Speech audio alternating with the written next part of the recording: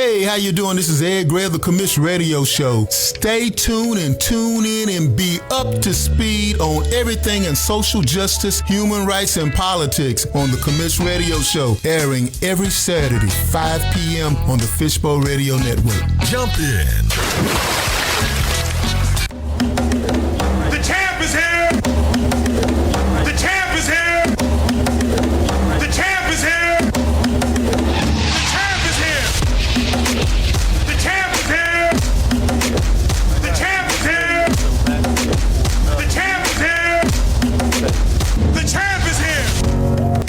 All right, we're back again for another week. Fade me out. We're just talking, well, straight up. And this is May 1st. Can't believe it's May 1st already. Would like to say hello to all of those people in Facebook land. Commission Radio Show, as I've often said, the best radio show from Como to the Congo. If you are from Fort Worth, you should know where Como's at. If you're part of the world, you should know where the Congo's at. You know, this is CNN, the CNN network. The Commission Nation Network, the real CNN. That's right. So that's what we got. We got all of those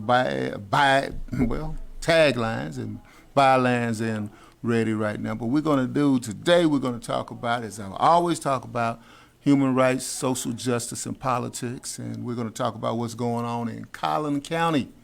That's north of Dallas and south of Mississippi. So we'll be talking about it. So we'll be talking about this with Dr. Michael Phillips of White Metropolis fame. Wrote a great book. I think it's over 20 years now. I guess we're getting ready to go into 25th edition, or 25th year deal, you know, like they do with records and CDs and everything. You do 25 years, they'll make you buy some more. But meanwhile, go on Amazon and pick this book up, learn it, and, you know, see what's going on in Dallas, because Dallas has an unwritten history, and Collin County is part of Dallas as well, the DFW area. So I'm going to bail out on Instagram. If you're tuning in, again, on Facebook, join the Instagram page, Ed Gray 1906. That's a tribute to my Alpha brothers, Ed Gray 1906. And if you're on Instagram right now, which I'm looking at the Instagram feed, you know, we're getting ready to cut this feed, and then we'll encourage you to go ahead and join the Ed Gray political page. So that being said, we're ready to, as Flavor Flav used to say, kick the ballistics. All right, we're done. If they paid me by the word, I'd be done right now. So that being said, I am so glad to be here on the radio show with one of my heroes, Dr. Michael Phillips. And I mentioned already about the great book that you did, that people are still talking about it. It's a classic book as well, and I also know you and your family, your wife, good people, your son, great people as well. I can't believe he's getting that tall. Yep, but, he's taller than me. So salute to Dom. But, you know, we did a Confederate statues. We took down the Confederate statues in Dallas. Trent didn't know that we did that. Those Confederate statues that existed in Dallas, well, all that started from the pen and pencil, and also the organization of that man that's right across the stage from me right now. So thank you for doing that, and I was glad to be a bit player in that role as well. Well, that was it was a tumultuous time and an unforgettable time, and I got a death threat as a result of that effort. But it was certainly worth it. It was worth it because we educated Dallas-Fort Worth, history they had been misinformed about. That's the most lied about period of history, the Civil War and Reconstruction right after. We started a dialogue. I think more people in Dallas know more about that period than they did before our effort. We got 4 schools renamed. We got the giant 60-foot memorial right in front of the Dallas, what used to be in front of the Dallas Convention Center. We got the Robert E. Lee statue removed.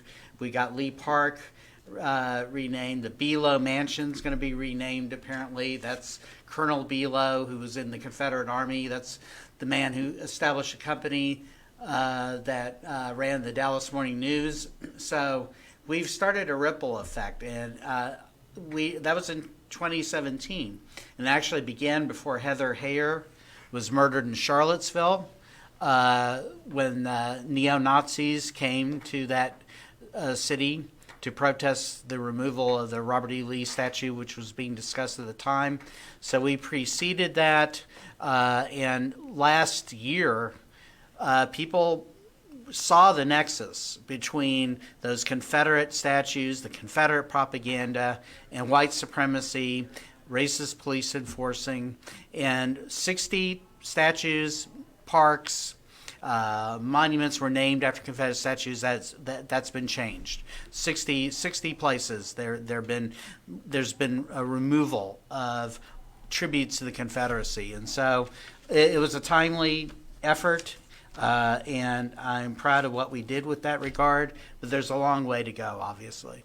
It's a long way to go. It also starts in Collin County. You know, Collin County, it's somewhat ironic. Collin County, is named after, I believe, a Confederate as well. Yes. And his descendant was with me at the Amber Geiger trial. And I thought about the whole dynamic of this whole thing, where you have a white police officer who killed a black citizen, and here it is, a descendant of one of the Confederates, is there on the side of the black victim. And, right. And I just said, wow, that's, I just saw all that as I was sitting in a room much like this, waiting for the verdict with the family. So, it's crazy how this 6 degrees of separation is. You don't have to be a prisoner of your family's past. And I think many people get trapped in that somehow they're betraying their family or their family memory. I'm not proud of it at all. But one side of my family were enslavers, human traffickers, 19th century. And the lesson I learned from that is we have evil in our past, and it's our moral obligation to address that evil and try to correct it in our lifetimes. And I'm not going to be a prisoner of the terrible choices my ancestor makes. I refuse to do that. And, speaking of Collin County, there was an effort to remove a statue. James Throckmorton is in McKinney. There's a statue of him. He was a Confederate brigadier general. And the city council there tabled that motion. There's a memorial we should have in Collin County. There's a man named Commodore Jones who was lynched in 1911. And he was lynched because he apparently was thought to have spoken too sexual way with the telephone operator. Of course, those stories were always fabricated. And he was murdered in the public square. There's no marker noting that event, but a human trafficker, a traitor to this country, has a statue to him. And the white-dominated McKinney City Council can't see fit to remove that. This is that county was built on racism. It was built on slavery, the cultivation of cotton by people who had been, whose bodies had been stolen from them. Of course, it's a county that had Jim Crow segregation. It had poll taxes, literacy tests. It had its own Klan, and so on. All this racial oppression. And then it became big and it became rich because of white flight from Dallas when we had the school desegregation. And I think that really accelerated after the Santos Rodriguez murder in 1973. The first really big uprising against racial oppression in Dallas history. People fled to Collin County. They brought their money with them. And one of the big ironies of Collin County today is that you had these Republican or conservatives, they were Democrats then, segregationist Democrats, they become Republicans. They come to Collin County. One of their obsessions is low taxes, pro-business tax structures. And they brought these international corporations to Collin County, and they're racially diverse. And now they're trying to deal with that contradiction between their past as a white flight suburb, their economic ideology, which brought multinational, diverse workforces that are Muslim, that are Hindu, that are West African, and now they're dealing with the consequences of that. And there's some people in Collin County who can't deal with it, and they're angry. And we've had the last 6 years in particular really ugly Islamophobia. We've had Wait, the, but hold on. Yeah. Isn't that an all-American city? McKinney, isn't that all-American yeah, city? well, yeah, it's an all-American. It's like America, only more so in some ways. I just wanted to know. I mean, that's how I went down there and said all-American city, and you saying all these bad things. But then again, perhaps you're right. It is an all-American city. Well, 2015, we had a state representative, Jeff Leach, who's still in office, who introduced an anti-Sharia law, which is meaningless. That refers to a Muslim tradition that the leader of the mosque, the leaders of the mosque mediate disputes, business disputes, marital troubled marriages, etc.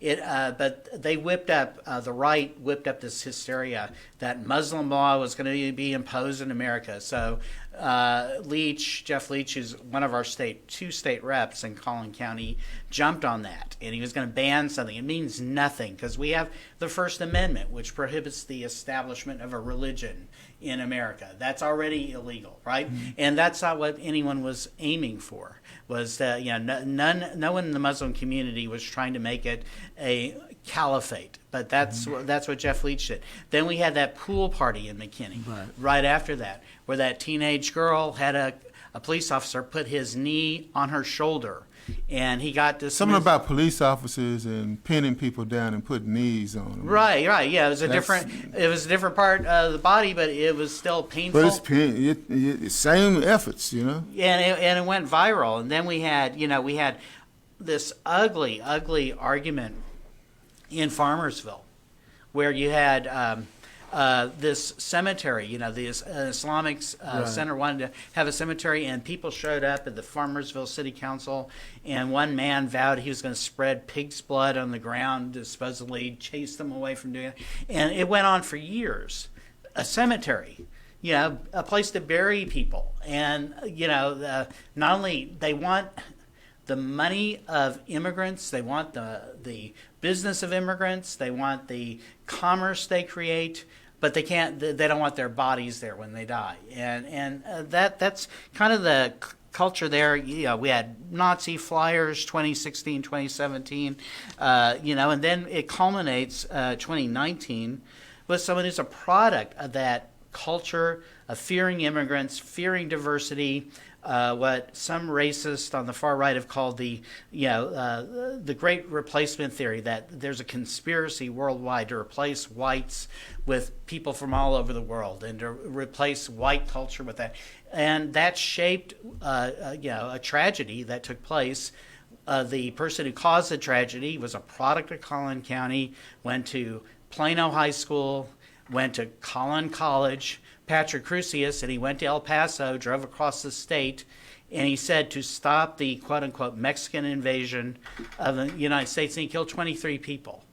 And I blame the adults he grew up with, the people who had political power, the people who were on the radio, the hate radio, the AM radio stations, the people who, the politicians who were cynically exploited this fear of a changing America because they. This attitude goes back to Thomas Jefferson when he said, if we liberate slaves, there'll be a race war. White people are aware at some level of the pain and suffering they've caused other people, and they fear they're going to get it back if they ever cease to be in the majority. There's a panic about that that's as old as the country itself. What happens if we had to face the consequences of our racism and suddenly we're not the majority? And Patrick Crusius was a product of that. Right. And he wrote that this will be that white people will possibly become extinct if that power relationship ever changes. It's how you're educated. We're getting ready to talk about education in Collin County.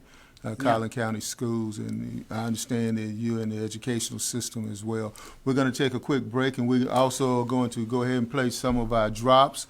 If you want to have your drops heard on the Commish Radio Show, and put it in the inbox, and we will go ahead and play those drops. So we'll get ready to roll some drops with Terrific Trent, and we'll come right back, okay? Hey, how you doing? This is Ed Gray of the Commish Radio Show. Stay tuned and tune in and be up to speed on everything in social justice, human rights, and politics on the Commish Radio Show, airing every Saturday, 5 p.m. on the Fishbowl Radio Network. Jump in. Hi, my name is Gail Todd with Townview Realtors. If you find yourself in the market to buy, sell, lease, or maybe you want to be a part of this hot real estate market by investing, just give my team of professionals and I a call at 214-675-9572. Again, that's 214-675-9572. Or you can email me at gtodd88@yahoo.com. With me, it's all about you. Who was that masked man? You mean you don't know? That was no masked man. That was the commish. Saturdays from 5 to 6 p.m. on the Fishbowl Radio Network. From mixers to music festival and cultural events, Jim Austin Online is your source for business networking and entertainment in the DFW. Join us for our Stockyard Coffee Hour. That will be held on Tuesday, February the 9th, 9 a.m. till 10 a.m. and it's set up via Zoom from the Stockyards podcast with Jim Austin. Special guest will be former Vice President of the Star-Telegram, Mr. Bob Ray Sanders. Then mark your calendars for Friday, February the 12th from 8 till 12 a.m. An evening of blues with the one and only T.J. Hooker Taylor, the son of Johnny Taylor, doing a tribute to his father. Then on Saturday night, Sophisticated Ladies Productions presents The Triple Threat. Gina Payne, Teresa Grayson, and Yo Jonesy, violinist, saxophonist, and trombonist on your Valentine's weekend, February the 13th. Kill that. All right, back on. All right, back again. So you were listening in, and you know what you saw on the Commish Radio Show. You saw me do this tribute to Jim Austin because we love Jim Austin because Jim Austin just signed on for the Ed Gray extravaganza. It took 60 years to happen. Yes, 60 years to happen. My birthday. So you will see four, count them, four, 1, 2, 3, 4 weekends of excitement in Fort Worth, Texas. So we're going to have, well, guess what? We're going to have some homegrown talent here from the Fishbowl Radio. Howard Scott Award. You know, guess what? He said he's been wanting to work with me for a little while. Why can't we be friends? I know we got that drop there, the Howard Scott, not the Ed Gray, drop, but it has the Howard Scott music to it. So play that for a second.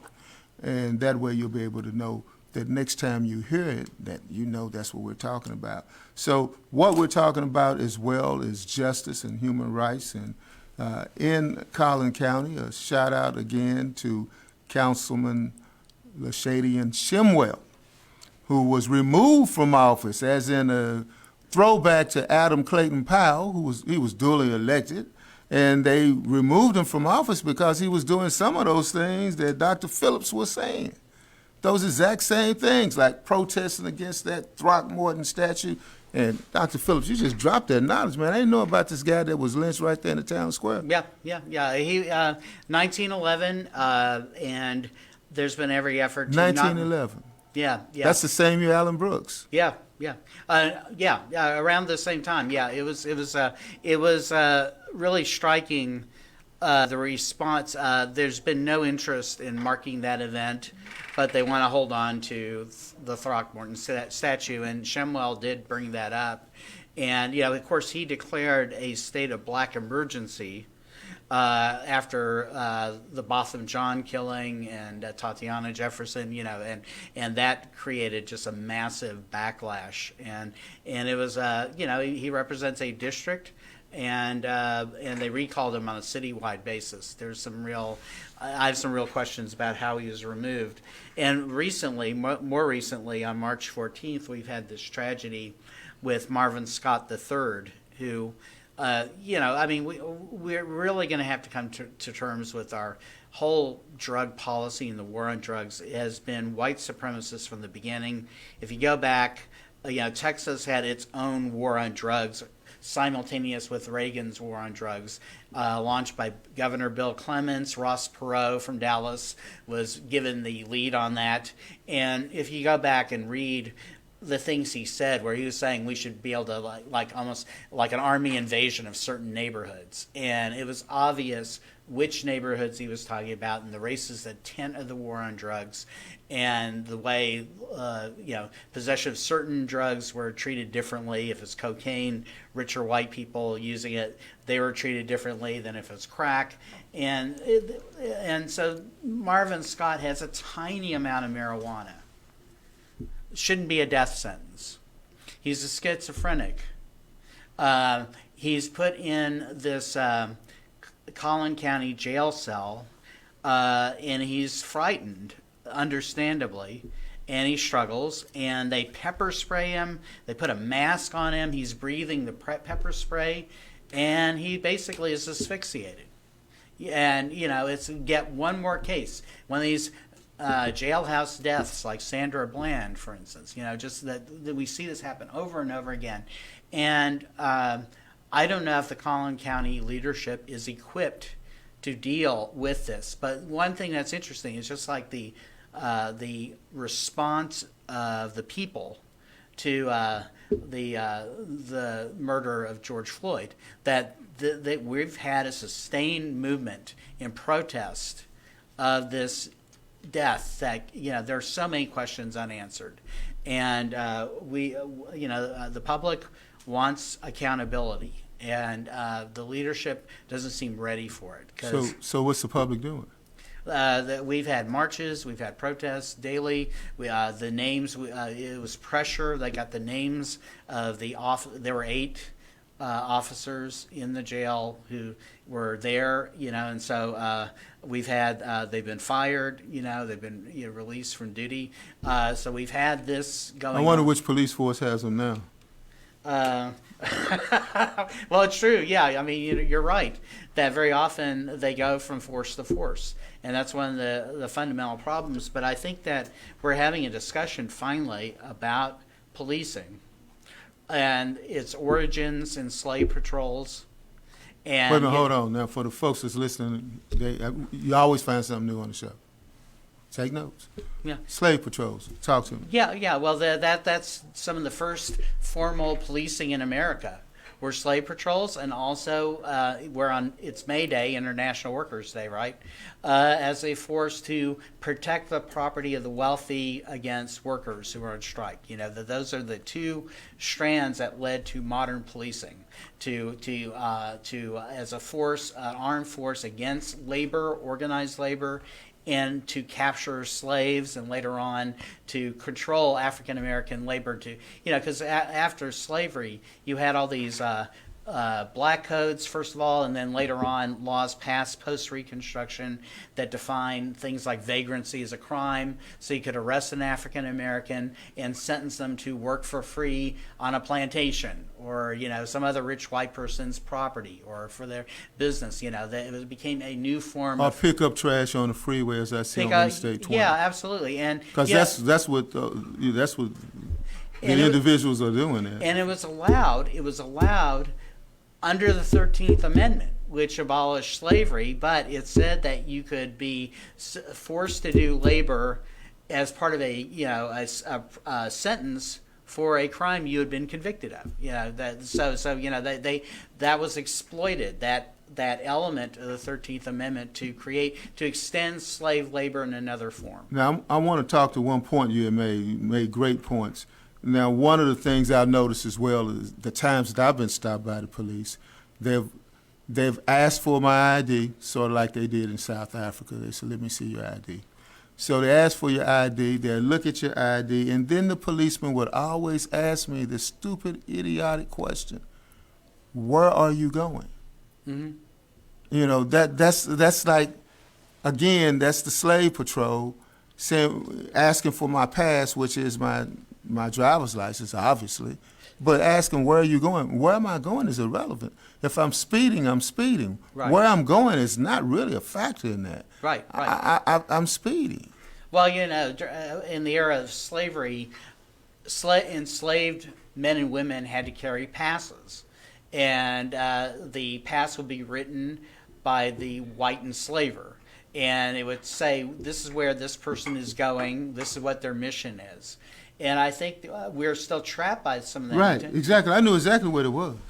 Yeah. And I was like, that's not really relevant. I always get a ticket for saying that, but whatever. So what I would say is, and this is going to relate when we talk about the college in a second, that that is there. I think African Americans remember that to a greater degree. Like, for instance, when I teach my classes and I bring up the Tuskegee experiment, my African American We students, might move over just a little yeah, bit. my African American students are far more likely to remember that than white students are. Well, yeah, they're far more aware of the history of lynching than white students are.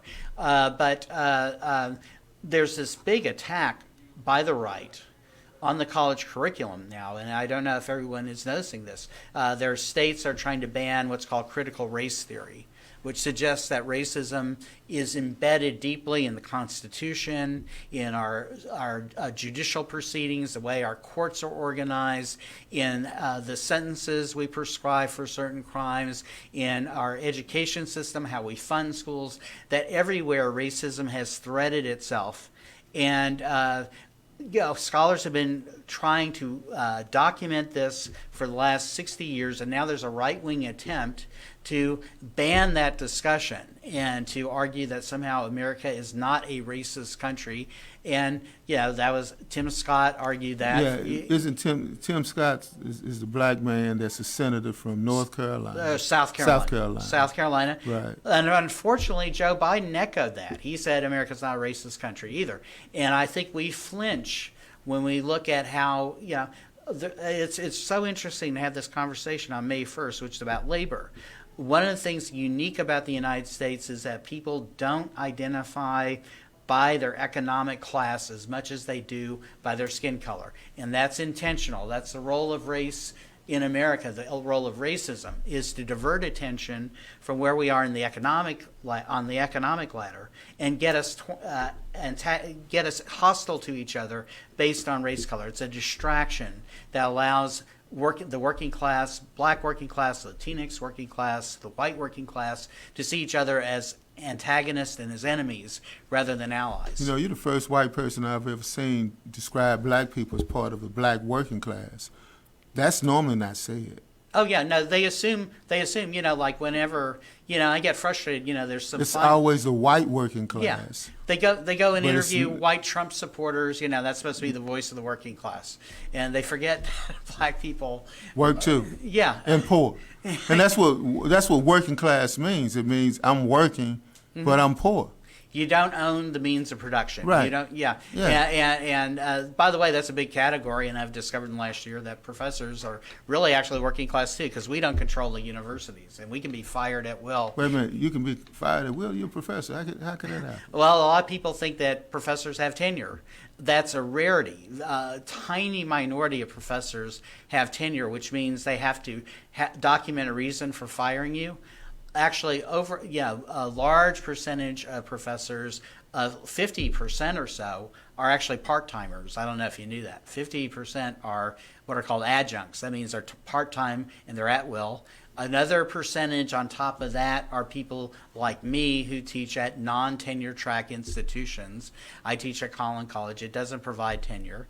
And actually, the chair of the board of trustees that governs the college actually said that one reason they don't have tenure is so that they can't have radical professors, who knows what he considers radical. I think I know, that they could get rid of them if they want to make sure that wild liberals or socialists aren't teaching at the college.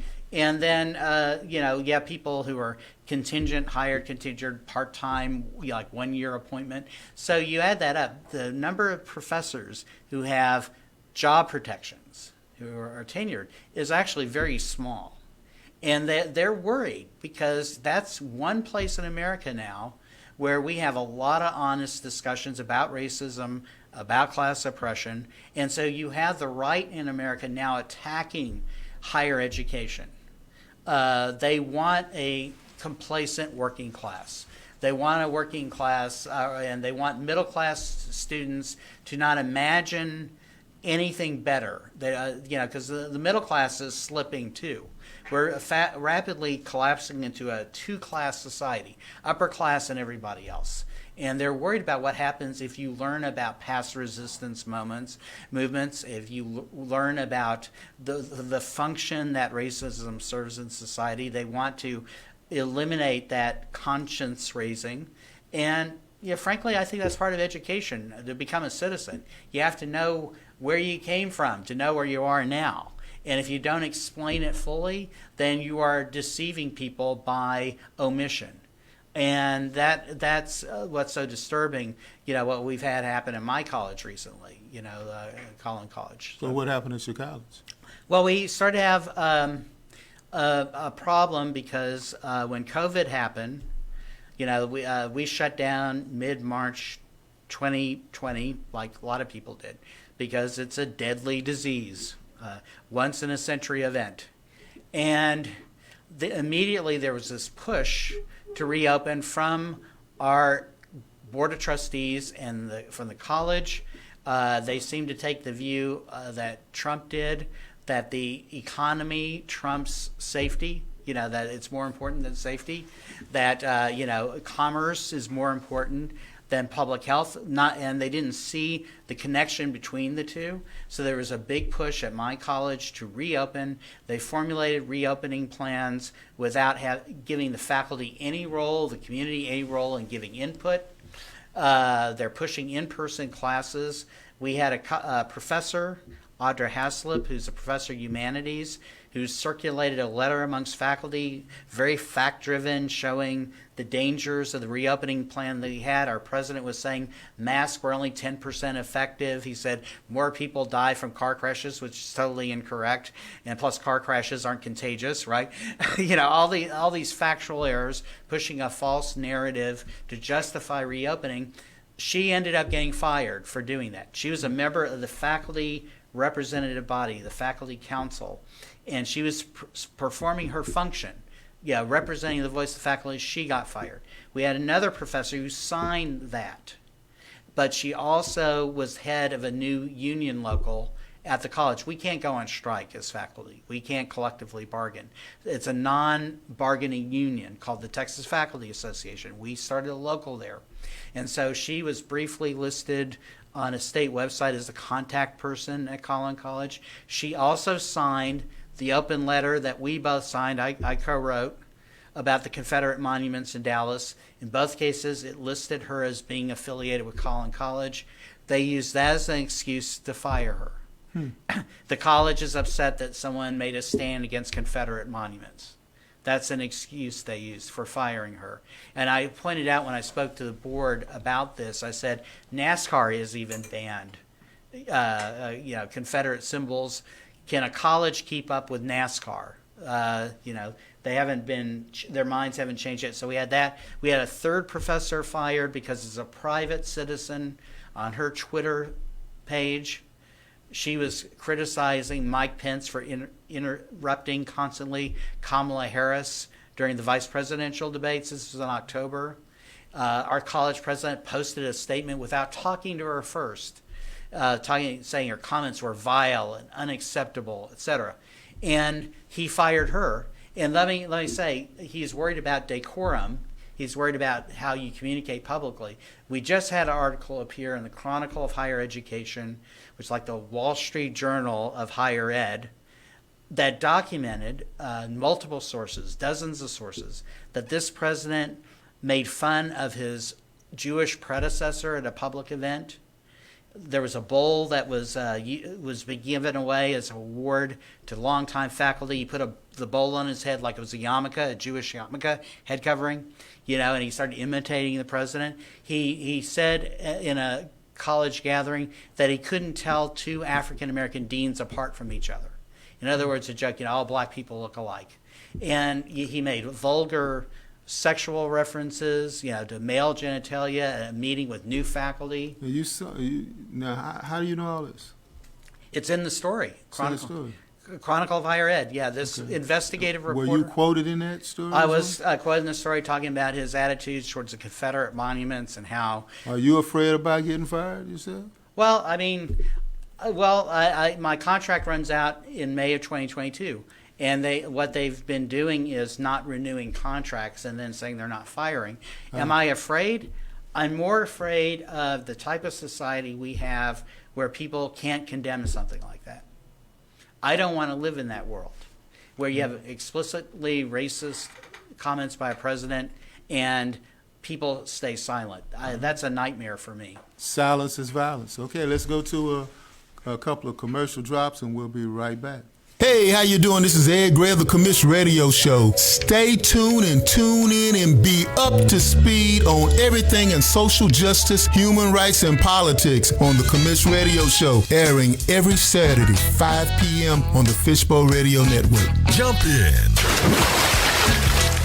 Hi, this is Howard Scott from The Howard Scott Show, coming to you from beautiful Arlington, Texas on Fishbowl Radio. You can catch me every Wednesday from 6 to 7, and we play all this war music, and you get to hear some of the songs that I wrote when I was in the band War, how I created the songs, the stories behind it, and we start off with the blues. You have a good time talking to me, so tune in every Wednesday from 6 to 7, catch The Howard Scott Show. We're having a whole lot of fun on Fishbowl Radio. Jump in. Who was that masked man? You mean you don't know? That wasn't no masked man. That was the Commish. Saturdays from 5 to 6 p.m. on the Fishbowl Radio Network. Hi, my name is Gail Todd with Townview Realtors. If you find yourself in the market to buy, sell, lease, or maybe you want to be a part of this hot real estate market by investing, just give my team of professionals and I a call at 214-675-9572. Again, that's 214-675-9572. Or you can email me at gtodd88@yahoo.com. With me, it's all about you. Who was that masked man? You mean you don't know? That wasn't no masked man. That was the Commish. Saturdays from 5 to 6 p.m. on the Fishbowl Radio Network. All right, we're back again, Commish Radio Show again. And what we're going to go ahead and do is when we go back on Facebook, we're going to have to add Dr. Michael Phillips on it. Put at Michael Phillips next time on it. Just put that on there now. That way his people can pull that up now. Because then we have to go ahead and send it back out to your people. Yeah. But automatically should have did that. Yeah. I don't know why I didn't do that. Facebook, they don't like me. I'm going to tell you that right now, folks. They don't like me. There's a lot we don't like about They don't Facebook. like me. And I'm saying this on Facebook because, as we were talking about on the break, I was asking Dr. Phillips, was he scared about getting fired? So it's like, am I scared about Facebook putting me off when I say Facebook don't like me? So what did you say about telling the truth? Well, it's just that, first of all, I have a son, Right. and I want to be able to look him in the eye, and that when racism reared its ugly head, I want to be able to say I stood up, I wasn't silent, and I don't want him to live in a world where, some of the most educated people on the planet are confronting racism and anti-Semitism and Islamophobia, and they're too scared to say anything. What kind of world would that be for him to live in? And we've had that world for too long. Okay, so the guy that's over the Collin County College School District, what is it, over the college? Collin College. It's a College. community college district. Yeah, Neil Matkin is the president. What kind of schooling does he have? Like, was he like a truck driver or something like that? No. I mean, he went to. I mean, nothing wrong about being a truck driver. No, he went to UTD. Went to before that When? to the University of Dallas. When? It was back in the. Did he graduate? Yeah. Okay, He good. he's Dr. Matkin. Doctor. Yeah, A learned man. It's interesting. His undergrad degree, and this was a red flag for me. And I believe people can come from any religious background and grow and learn. But he went to something called Ambassador College in Big Sandy, Texas. Yes. That school was not accredited anywhere else but California when he attended. And it was a school started by this father-son televangelist team, Gardner Ted Armstrong and his father Herbert W. Armstrong. They taught that interracial dating was immoral at that school. They taught that when the millennium, when Jesus comes back, that all black people are going to go back to Africa, all Asians are going to go back to Asia, and that whites were going to basically dominate the world. They taught that white people today were the descendants of the 10 lost tribes of Israel. Therefore, they're the chosen people. They taught against medicine, relating it to COVID, right? That you weren't supposed to go to a doctor. You're supposed to pray to be healed, and that's it. And so, it was an unusual background, let's say. And, of course, he went on to get a master's degree and a PhD. But I don't see a tolerant attitude and the joking that all black people look alike. That's not funny in any context. Putting a bowl on your head, that's not the kind of public demeanor that a college president should have. I mean, it's just striking in terms of maturity, and also just the obvious anti-Semitism that making being Jewish a punchline is unacceptable. We're hoping there is a board meeting, because the college is governed by a board, elected board. 2 board members, their names are Stacy Donald, Stacy Arias, have got put on the next agenda for the next board meeting at the end of May, reconsideration, whether the 2 professors, Suzanne Jones, who got fired for the Confederate Monument thing, and Audra Haslip, who addressed the COVID issue, whether they can be reinstated. People are going to have to vote on the board. They can't hide behind the president on the issue. That's in the end of May. And we also have hope because we have an election today. We've had early voting. There's basically an hour and 20 minutes left. People in Collin County can go and vote.